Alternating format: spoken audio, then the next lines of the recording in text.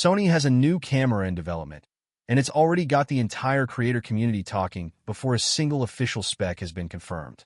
The camera in question is the Sony A7C III, widely expected to be the successor to the A7C II. Based on a growing pile of patent filings, supply chain chatter, and firmware leaks pulled from Sony's own development builds, this isn't shaping up to be a small refresh.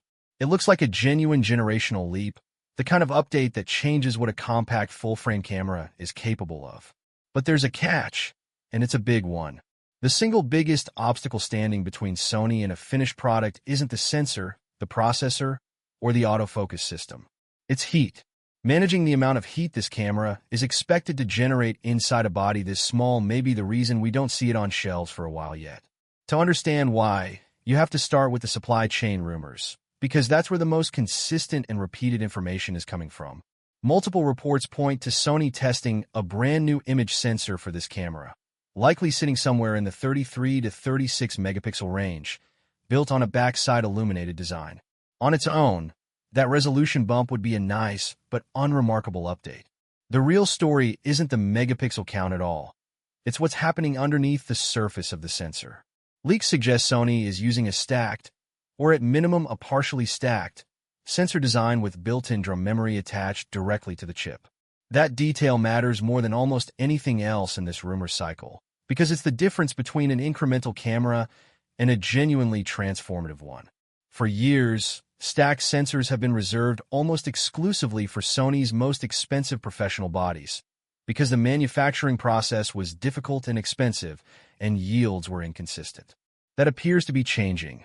Industry analysts tracking Sony's sensor fabrication have noted that yields for stacked sensor production have improved significantly over the past couple of years. In plain terms, that means Sony can now build these advanced chips more reliably and at a lower cost, which opens the door to putting them into consumer-level bodies without wrecking the profit margin. That's a meaningful shift in strategy, and it's the reason this particular rumor cycle feels different from previous ones. So why does a stacked sensor matter so much for everyday shooters, rather than just spec sheet enthusiasts? It comes down to readout speed. A stacked sensor can read data off the chip dramatically faster than a traditional sensor architecture. And that speed advantage solves two problems that have annoyed videographers and hybrid shooters for years. The first is rolling shutter. Anyone who has tried to pan quickly across a scene, shoot a moving subject, or capture fast action with a conventional sensor knows the telltale skew and wobble that shows up in the footage. Verticals leaning, straight lines bending, motion looking unnatural. A fast-reading stack sensor essentially eliminates that distortion, because the entire frame is captured close to instantaneously rather than being scanned line by line over a longer window of time. The second problem it solves is cropping. Traditional sensors often can't read out fast enough to support high frame rate video across the entire sensor area, which forces manufacturers to crop into the image to reduce the amount of data being processed. A stacked sensor removes much of that limitation, allowing high frame rate footage to be captured without sacrificing your field of view. It's worth noting that Sony has a long-standing pattern with new sensor technology. It tends to debut inside the company's flagship bodies first, then trickle the tech down into the more affordable, compact lineup a generation or two later. If that pattern holds, this particular sensor will likely appear in a mainline alpha body before it shows up inside the compact A7C III. That's a useful signal for anyone trying to predict timing, because it means the A7C III's release is tied not just to its own development cycle, but to whatever flagship camera introduces this sensor first.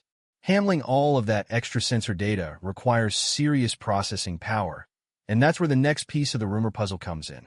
Internal leaks point toward a next-generation image processor designed to replace the current Bion's XR chip that's been powering Sony's recent lineup.